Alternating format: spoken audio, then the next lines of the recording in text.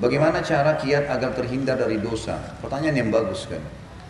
Yang pertama teman-teman sekalian, kalau anda ingin rajin berbuat ibadah, supaya rajin sholat, rajin haji di majelis ilmu, rajin haji dan umrah, rajin sedekah, bakti dengan orang tua, apa saja, kata kuncinya baca dan cari tahu janji Allah di ibadah itu.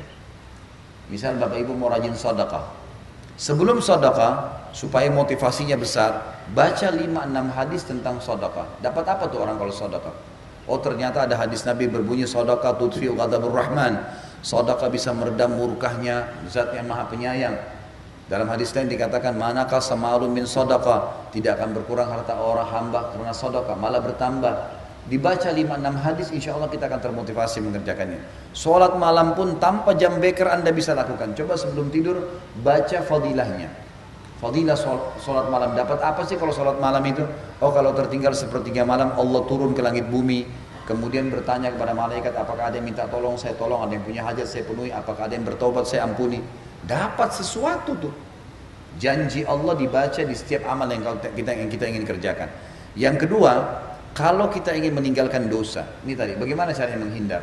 Cari tahu ancaman Allah di dosa itu. Bapak Ibu masih riba, masih dusta, masih zina, masih banyak kelalaian. Cari tahu coba, baca buku. Sekarang tidak bisa sempat beli buku, bisa ketik di Google apa saja. Dosa-dosa riba, hukuman zina, hukuman dusta, hukuman durhaka dengan orang tua. Baca tuh artikel-artikel teman-teman banyak di situ. Baca tuh ancaman Allah, ayatnya, hadisnya. Pasti wahyu itu Bapak Ibu sekalian berbicara dengan hati manusia.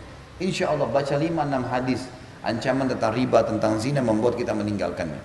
Jadi cara yang paling pertama adalah baca ancaman dosa yang kita ingin lakukan atau yang setan goda kita untuk melakukan. Ini yang pertama. Sehingga kita punya tameng nih, oh ini nggak boleh nih, saya punya penghalang, nggak bisa saya melangkah. Yang kedua teman-teman sekalian, hindari semua fasilitas dosa. Semuanya, apa saja.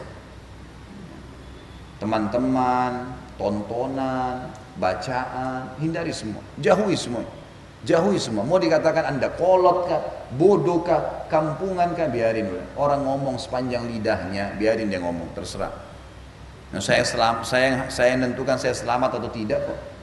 Teman-teman tidak mungkin bisa menyelamatkan kita, gitu kan? Kalau kita meninggal, paling teman itu bisa menangis di atas liang lahat, tapi kita disiksa di bawah karena perbuatan kita sendiri. Tanggung jawab masing-masing. Maka tinggalkan semua fasilitas di situ. Teman-teman yang hanya buang-buang waktu, cerita-cerita tentang keburukan hanya akan membawa kita pada masalah. Cari orang-orang yang soleh, azan ke masjid, ceritanya selalu majelis ilmu, hafal Al-Quran. Itu teman kita sekarang. Saatnya hijrah. Di muka bumi cuma ada 2 jalan. Tentukan dari sekarang. Jalannya Allah Azza wa Jalla, la ilaha illallah, tidak ada Tuhan selain Allah. Ini jalan yang benar. Ikutin, masuk surga. Abadi di dalamnya. Juru bicaranya adalah nabi-nabi. Penyambung lidah Nabi Muhammad SAW adalah para ulama. Penyebar lisannya para ulama, para da'i-da'i. Hadiri majelis ilmu seperti ini, Anda akan tuntun ke jalannya Allah yang membawa ke surga. Hati akan tentram, iman terasa, ada tambahan ibadah, merasa khawatir berbuat dosa, itulah jalan yang benar tuh. Yang kedua, dan ini jalan yang sesat, menyimpang, jalannya iblis, jalannya syaitan. Juru bicaranya penyihir, penyamun, ya, peramal, ya, itu semuanya, dan ahli maksiat. Berteman sama mereka, terbawa ke jalan syaitan, ujungnya neraka. Kalau cuma cerita tentang klub malam, karaoke lah, inilah, pacaran lah, udahlah, silakan Anda bicara, terserah. Saya tidak akan seperti itu. Pindah, cari orang-orang yang soleh. Mandi, besok ketemu ya, nanti malam majelis taklim di masjid ini ya, nanti majelis taklim sana besok ya. Tadi Ustadz itu bahas masalah ini ya. Terus lalu yang diputar di radionya, di TV-nya, semuanya ceramah. Dari ceramah ke ceramah, dari ilmu ke ilmu, dari ilmu ke Quran, tidak ada lain. Syaitan godain, tadi kan kamu sudah ceramah 2 jam, sekarang saatnya hiburan, dengar dandut. Enggak ada dandut lagi, selesai. Dandut, rock, pop, semuanya itu silakan lempar jauh di lautan sana. Sekarang sampai sisa umur hidup saya semuanya Al-Quran. Itu aja Al-Quran tidak baik kalau bacaannya benar. Apalagi mau bicara masalah hafal. Masih sibuk dengan yang lain. Tidak bisa ketemu antara Al-Quran dengan musik. Mustahil. Seperti air sama minyak. Kalau masih dengar musik nggak bisa dengar Al-Quran. Nggak bisa masuk dalam hati. Coba seminggu 2 minggu tinggalin tuh musik.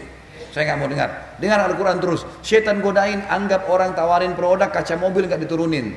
Biar dia teriak setengah mati, nggak tahu. Jangan gini. Tetap putar besar-besar tuh ceramah. Sebagaimana orang putar musik sampai mau pecah kuping telinganya gitu. Putar tuh ceramah, dengarin. Harus begitu. Lihat hasilnya setelah 2 minggu bagaimana. Pasti berbeda. Maka harus diperhatikan masalah seperti ini.